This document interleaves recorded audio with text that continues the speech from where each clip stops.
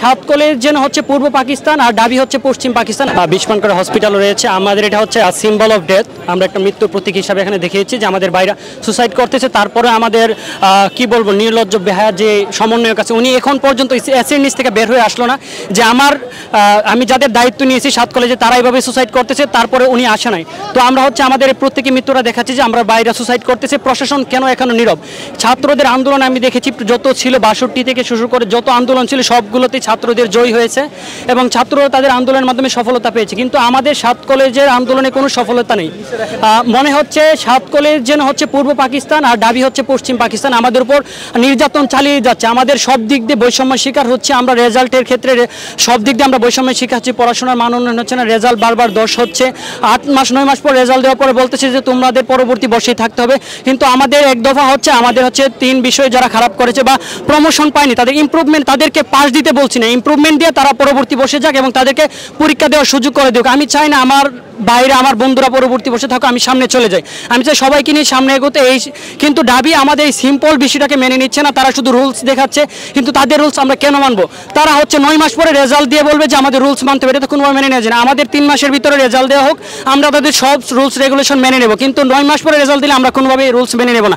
3 মাসের ভিতরে রেজাল্ট দিলে আমরা রুলস মেনে নেব। আর এই সমন্বয়ক আমাদের কোনো দাবি দাওয়ায় দাবির কাছ থেকে হয়তো ভালোভাবে উপস্থাপন করতেছে না বা সমাধান করে না, এখন পর্যন্ত আসেনি। এটা আমি নিজেও জানি না যে উনি এখানে ইডেন কলেজ থেকে এখানে ঢাকা কলেজ থেকে দেখতেছি আমি টিচার আসতেছে, বিভিন্ন দূর থেকে আসতেছে, কিন্তু ইনি এত কাছে বসছেও আজ পর্যন্ত 3 মাসে একদিনও তিনি নীলক্ষেতে স্পটে এসে দেখেন না যে আমার ছাত্ররা কি অবস্থা।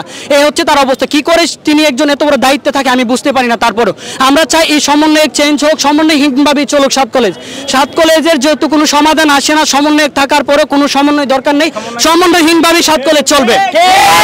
3 মাসের ভিতরে যদি রেজাল্ট দিতে ব্যর্থ হয় আমরা বারবারই আন্দোলন চালিয়ে যাবো, আমাদের বাইরে সুসাইড করছে, সামনে এরকম আন্দোলন আমাদের চলমান থাকবে।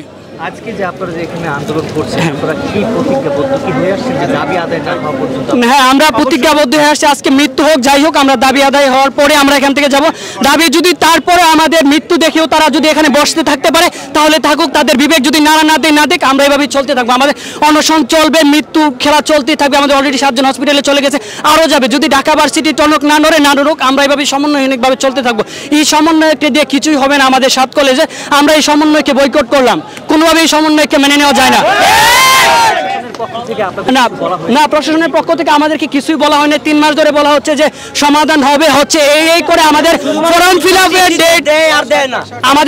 আপের ডেট ওভার হয়ে গেছে, তাহলে আমরা কখন আর সমাধান পাবো? ফর্ম ফিল আপের ডেট হয়ে গেলে একটা স্টুডেন্ট কি আর পরীক্ষা দিতে পারবে? ডেট ওভার হয়ে গেছে গত 20 তারিখে, রুটিনও দিয়ে দিছে অলরেডি, তাহলে ওরা আর কখন পরীক্ষা দিবে? তাহলে এখন আর তো আমাদের এইসব রিপোর্ট দিয়ে কোনো কাজ হবে না, নোটিশ দিয়ে কোনো কাজ হবে না। এখন আমাদের এক দফা এক দাবি, আমরা মৃত্যু গ্রহণ করবো না, হয়তো আমাদের দাবি মেনে নিতে হবে, পরীক্ষা পিছানো হোক, আমাদের দাবি মেনে নিক, আমাদের ফর্ম ফিল আপের সুযোগ দেওয়া হোক, আমরা পরীক্ষা দিতে চাই, এটা আমাদের আজকে দাবি।